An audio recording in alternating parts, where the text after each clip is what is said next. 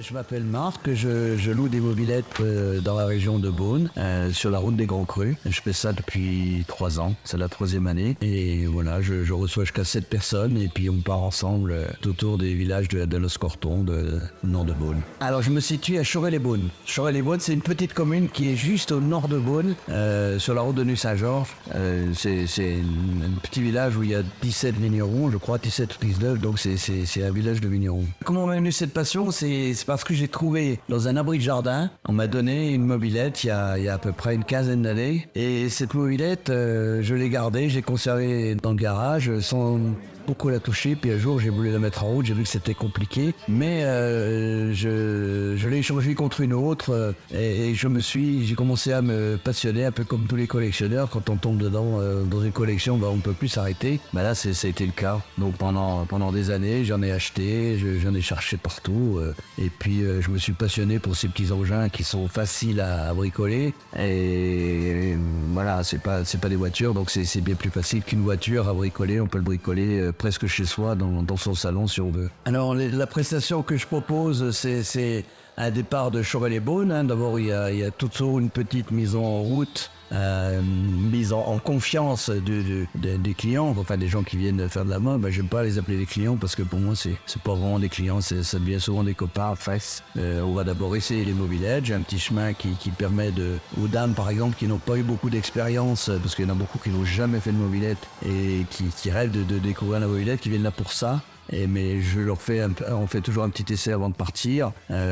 On apprend à accélérer, à freiner. C'est rapide, ça vient très vite, mais c'est tout à fait nécessaire avant de prendre la route, parce qu'on prend la route avec des gens qui circulent. Donc on ne prend pas comme ça, on prend pas tout de suite la route. Le trajet que je fais, la balade que je fais est souvent la même, parce que je l'ai découvert et finalement c'est la mieux. On part souvent pour 2 heures. J'ai arrêté de faire des balades à la journée, c'est trop compliqué. 1 heure c'est un petit peu court, mais 2 heures c'est pas mal. Et puis on va partir donc du nord de Beaune, de Chorey, puis on va aller jusqu'au château de Savigny. On va passer par les villages de Pernan-Vergelès, par les villages de Los-Cortons qui sont sur la route des Grands Crus. Et on passe dans des petits chemins, des petites routes de vignerons où il y a beaucoup de tracteurs quand il y a beaucoup d'activités. Sinon le week-end il n'y en a pas trop, il y en a moins. Et donc ça permet de rouler en toute tranquillité dans des endroits super sympas. C'est l'esprit promenade, l'esprit famille, les couples, c'est magnifique d'avoir quand j'ai des couples qui viennent, les dames sont là pour freiner un peu les maris, c'est bien quoi.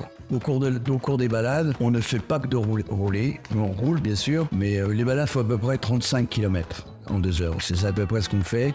Donc 35-40 km, ce qui veut dire qu'on s'arrête régulièrement pour admirer le paysage. Je donne modestement quelques explications sur les vignes, sur les grands crus, sur les climats de Bourgogne. Nous sommes dans les climats de Bourgogne, ici au milieu des climats, c'est classé au patrimoine mondial de l'UNESCO.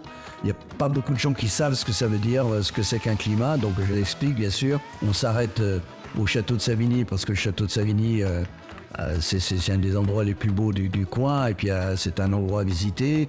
On va jusqu'à la Croix Charlemagne, parce que la Croix Charlemagne, c'est pareil, c'est des endroits qui sont magiques. Là, sur le petit film, on voit à un moment le tunnel du domaine Henri de Villamont, là, qui m'a autorisé à passer. Voilà.